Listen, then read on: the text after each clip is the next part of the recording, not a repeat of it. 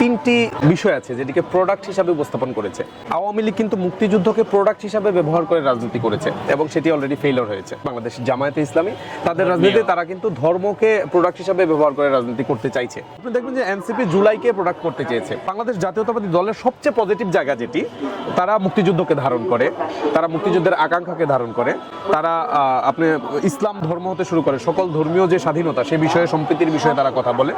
এবং সর্বশেষ যে জুলাই আন্দোলন, জুলাই গণঅভ্যুত্থান, সেখানেও কিন্তু সবচেয়ে বেশি কন্ট্রিবিউশন জাতীয়তাবাদী দলের। 90-এর ডাকসুতে কিন্তু পূর্ণ প্যানেলে বাংলাদেশ জাতীয়তাবাদী ছাত্রদল নির্বাচিত হয়েছিল। তারেক রহমান সেই ব্যক্তি, তিনি যা করবেন তিনি তা বলছেন এবং তিনি যা বলছেন তিনি তা করে দেখাচ্ছেন। আসসালামু আলাইকুম। অমর একুশে বইমেলা 2026 উপলক্ষে আমরা যে স্মৃতি পাঠাগারের স্টল এর একটি কর্নারে যে আলোচনার অনুষ্ঠান করছি, আজকে আমাদের সেই অনুষ্ঠানে আমাদের কাছে এসেছেন আমাদের খুবই প্রিয় ছোট ভাই আনিসুর রহমান খন্দকার অনিক। সে বর্তমানে ঢাকা বিশ্ববিদ্যালয় ছাত্রদলের 1 নম্বর সিনিয়র সহসভাপতি। এছাড়া 2019 সালে যে ডাকসু নির্বাচন হয়েছিল সেখানে জিএস প্রার্থী হিসেবে মনোনীত ছিল। যদিও একটা ফ্যাসিস্ট আমলের নির্বাচন মানে প্রহসন, তার মধ্যেও সে মনোনীত প্রার্থী হিসেবে কাজ করেছিল। অনেক কেমন আছো ভাইয়া?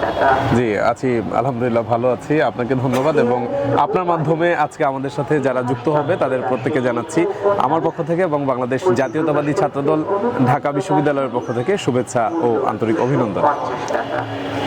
এবার যে মুক্ত পরিবেশে আমরা বইমেলায় যে কথা বলতে পারছি, বসতে পারছি, বিচরণ করতে পারছি, যেটা গত ফ্যাসিস্ট আমলে আমাদের পক্ষে আসলে সম্ভব ছিল না, এই পরিবেশ তোমার কেমন লাগছে?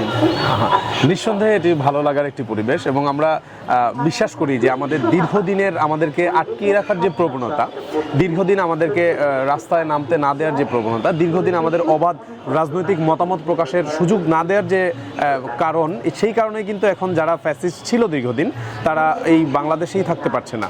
এবং আপনারা দেখেছেন যে বাংলাদেশের জনগণ তাদেরকে প্রত্যাহার করেছে, একইভাবে বাংলাদেশের ছাত্র শ্রমিক জনতা তাদের বিরুদ্ধে দাঁড়িয়েছে, তাদেরকে প্রতিরোধ করেছে এবং বাংলাদেশে একটি গণতান্ত্রিক সরকারের জন্য যে দীর্ঘদিনের আমাদের লড়াই সংগ্রাম ছিল, বাংলাদেশের জনগণের যে আকাঙ্ক্ষা ছিল যে আমরা আসলে আমাদের ভোটে নির্বাচিত যারা হবে তাদের অধীনেই আমরা আমাদের এই রাষ্ট্রকে পরিচালনা করতে চাই এবং সেটির যে প্রকাশ তারা 12ই ফেব্রুয়ারি নির্বাচনের মাধ্যমে করেছে। তাতে করে আমার মনে হয় শুধুমাত্র আমি ব্যক্তি হিসাবে নয়, শুধুমাত্র রাজনৈতিক কোনো কর্মী নয়, শুধুমাত্র একজন শিক্ষার্থী নয়, বাংলাদেশের প্রত্যেকটি মানুষের জন্যই এখন একটি সুন্দর সময়, ভালো সময় এবং একটি গণতান্ত্রিক বাংলাদেশের যে স্বপ্ন আমরা দেখেছিলাম দীর্ঘদিন, সেটির আসলে একটি প্রতিফলন এখন আমরা দেখতে পাচ্ছি বর্তমান বাংলাদেশে। নিশ্চয়ই সাথে একটা চ্যালেঞ্জিং সময়, কারণ দীর্ঘ ফ্যাসিস্ট আমলে সমস্ত রাষ্ট্রীয় প্রতিষ্ঠান ভেঙে পড়েছে। মানুষের সাথে মানুষের আস্থা কিংবা রাজনীতিবিদদের প্রতি জনগণের আস্থা এই জায়গাতে বড় ধরনের চিড় ধরেছে। এরকম একটা ভঙ্গুর অবস্থা থেকে রাজনীতিকে আবার সঠিক পথে ফিরিয়ে আনা একটা চ্যালেঞ্জের ব্যাপার। আমাদের বর্তমান যে সরকার দায়িত্ব পেয়েছে রাষ্ট্র পরিচালনায়, তুমি কি আশা করো আমরা কি এই চ্যালেঞ্জ আগামীতে অতিক্রম করতে দেখতে পাবো? দেখুন, আমরা রাজনীতিকে কিন্তু বলে আসছি দীর্ঘদিন যাবৎ, রাজনীতি হচ্ছে রাজার নীতি।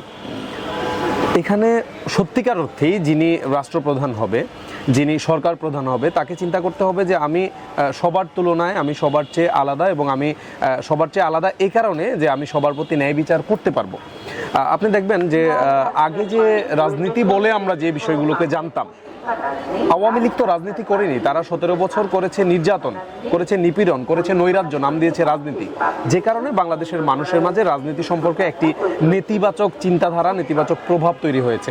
আমার কাছে মনে হচ্ছে এটি নিঃসন্দেহে চ্যালেঞ্জের বিষয় এবং এই চ্যালেঞ্জকে ওভারকাম করা খুবই সহজ।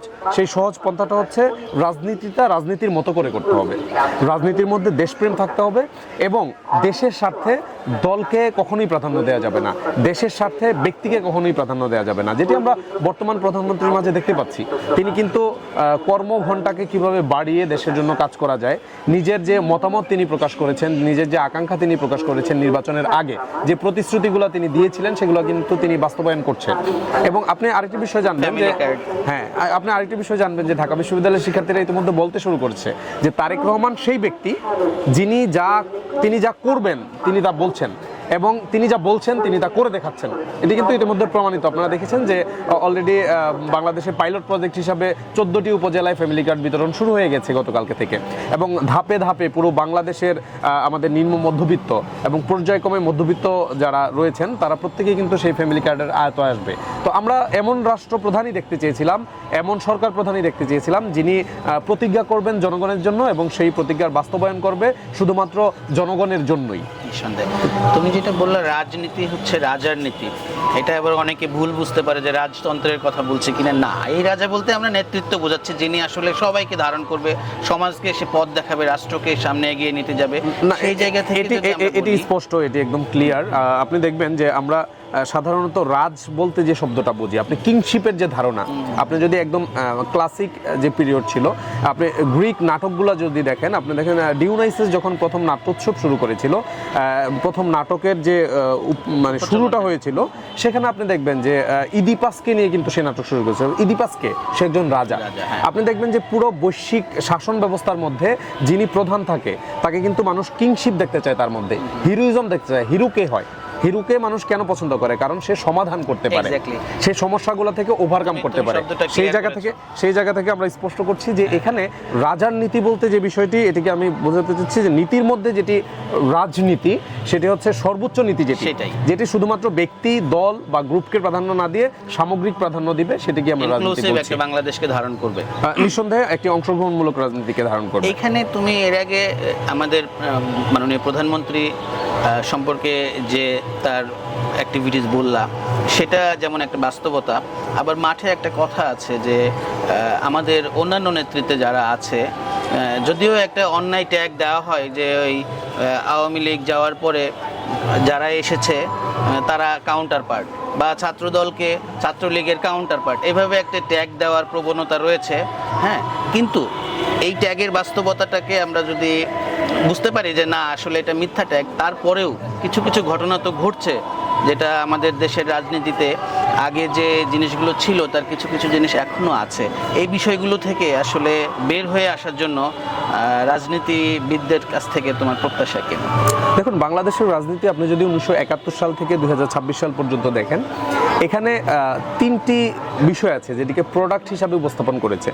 আপনি দেখবেন যে আওয়ামী লীগের রাজনীতি, আওয়ামী লীগ কিন্তু মুক্তিযুদ্ধকে প্রোডাক্ট হিসাবে ব্যবহার করে রাজনীতি করেছে এবং সেটি অলরেডি ফেইলিওর হয়েছে। তারপরে আপনি যদি দেখেন যে বর্তমান বিরোধী দলে যারা রয়েছেন, বিশেষ করে একটি রাজনৈতিক দল সম্পর্কে যদি বলি, বাংলাদেশ জামায়াতে ইসলামী, তাদের রাজনীতি তারা কিন্তু ধর্মকে প্রোডাক্ট হিসাবে ব্যবহার করে রাজনীতি করতে চাইছে। এবং আপনি দেখবেন যে নির্বাচনের আগে এগুলো নিয়ে বিশাল বিতর্ক হয়েছে, জান্নাতের টিকিট নিশ্চিত করছে, এটার পক্ষে বিপক্ষে বিভিন্ন আলাপ আলোচনা হয়েছে। তারপরে নতুন যে রাজনৈতিক দলটি তৈরি হয়েছে, বাংলাদেশের মানুষের কিন্তু একটি আকাঙ্ক্ষার জায়গা ছিল যে নতুন রাজনৈতিক প্ল্যাটফর্মগুলো নতুনভাবে সবকিছু চিন্তা করবে, কিন্তু তারাও আওয়ামী লীগ 71-কে যেভাবে প্রোডাক্ট করেছে, জামাত যেভাবে মুক্তিযুদ্ধকে কাছে না পেয়ে তারা হচ্ছে ধর্মকে পুঁজি করতে চেয়েছিল, এবং হ্যাঁ, আপনি দেখবেন যে এনসিপি জুলাইকে প্রোডাক্ট করতে চেয়েছে। আপনি বাংলাদেশ জাতীয়তাবাদী দলের সবচেয়ে পজিটিভ জায়গা যেটি, তারা মুক্তিযুদ্ধকে ধারণ করে, তারা মুক্তিযুদ্ধের আকাঙ্ক্ষাকে ধারণ করে, তারা আপনি ইসলাম ধর্ম হতে শুরু করে সকল ধর্মীয় যে স্বাধীনতা, সে বিষয়ে সম্প্রীতির বিষয়ে তারা কথা বলে। এবং সর্বশেষ যে জুলাই আন্দোলন, জুলাই গণঅভ্যুত্থান, সেখানেও কিন্তু সবচেয়ে বেশি কন্ট্রিবিউশন জাতীয়তাবাদী দলের, এবং তারা কখনোই ক্রেডিট না নিয়ে বরং সেটিকে, সেই আকাঙ্ক্ষাকে ধারণ করেই কিন্তু তারা রাজনীতি করছে। এবং আপনি দেখবেন জুলাই সনদে সর্বপ্রথম কিন্তু বাংলাদেশ জাতীয়তাবাদী দলই স্বাক্ষর করেছে। এর বাইরেও আপনি যদি 90-এর গণঅভ্যুত্থান দেখেন, যেটি একদম সম্মুখ সারির যোদ্ধা যারা ছিল বাংলাদেশ জাতীয়তাবাদী ছাত্র দলের নেতৃবৃন্দ, 90-এর ডাকসুর নেতৃবৃন্দ, এবং আপনি জানবেন যে 90-এর ডাকসুতে কিন্তু পূর্ণ প্যানেলে বাংলাদেশ জাতীয়তাবাদী ছাত্রদল নির্বাচিত হয়েছিল। তো এখানে যারা ট্যাগিং করতে চায় তাদের আমার কাছে মনে হয় যে এটি শুধুমাত্র রাজনৈতিক ফায়দা নেওয়ার একটি অপকৌশল মাত্র, যে অপকৌশলে তারা সাময়িকভাবে সফল হলেও দীর্ঘমেয়াদী রাজনীতির ক্ষেত্রে তারা কখনোই সফল হবে না। ইতিমধ্যে প্রত্যেকটি ছাত্র সংসদে যারা ছাত্রদলকে ছাত্রলীগের বিটিম হিসাবে বা ছাত্রলীগের মতো করে মুদ্রার এপিট ওপিট করে ট্যাগিং করে নিজেদের বিজয়ে নিয়েছে বলে মনে করছে, তাদেরকে কিন্তু ইতিমধ্যে শিক্ষার্থীরা প্রত্যাখ্যান করা শুরু করেছে। এবং আমার মনে হয় যখন একজন শিক্ষার্থী পরিপূর্ণভাবে সচেতন হবে এবং এই প্রোপাগান্ডার রাজনীতির যেদিন ইতি হবে, যেদিন মিথ্যাচারের রাজনীতির ইতি হবে, সেদিন সত্যিকার অর্থেই বাংলাদেশে জাতীয়তাবাদী শক্তিরাই এই বাংলাদেশকে নেতৃত্ব দিবে। এবং ছাত্র সমাজকে যেভাবে বারবার ভুল বোঝানো হয়েছে, সেই শিক্ষার্থীদের ভুল কিন্তু এখন আস্তে আস্তে ভাঙতে শুরু করেছে। এবং আপনি দেখবেন নিঃসন্দেহে সামনের সকল ছাত্র সংসদগুলোতে সত্যিকার অর্থেই যারা শিক্ষার্থীদের প্রতিনিধিত্ব করে, সত্যিকার অর্থেই যারা সত্যকে চর্চা করে, যারা সত্যিকার অর্থেই শিক্ষাকে চর্চা করে এবং প্রগতিকে চর্চা করে, তারাই নেতৃত্ব আসবে বলেই আমরা প্রত্যাশা করি।